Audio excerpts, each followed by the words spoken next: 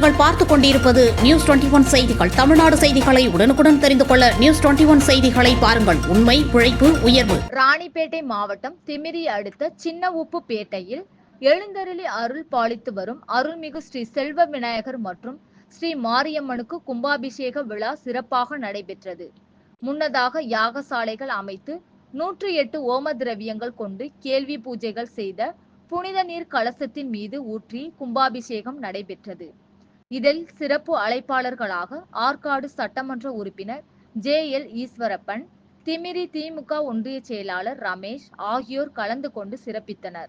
கள்ளக்குறிச்சி மாவட்டம் சின்னசேலத்தில் சிறுமலர் மேல்நிலைப்பள்ளி, Idhaya nursery primary school, சிறுமலர் தொடக்கப்பள்ளியில் தமிழ்நாடு அரசு வழங்கும் நலத்திட்டங்கள் அனைத்தும் மாணவ மாணவிகளுக்கு முழுமையாக வழங்கப்படும். 1ஆம் வகுப்பு முதல் 8ஆம் வகுப்பு வரை தமிழ் வழி கல்வி முற்றிலும் இலவசம்.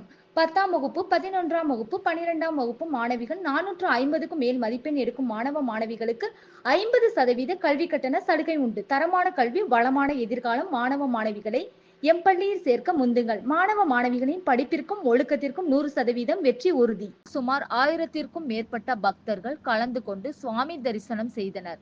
இறுதியில் அனைவருக்கும் அன்னதானம் வழங்கப்பட்டது. இந்த நிகழ்ச்சியை ஊர் நாட்டாமைதாரர்கள், விழா குழுவினர் மற்றும் இளைஞர்கள் ஏற்பாடு செய்திருந்தனர். நியூஸ் 21 செய்திகளுக்காக பாஸ்கர்.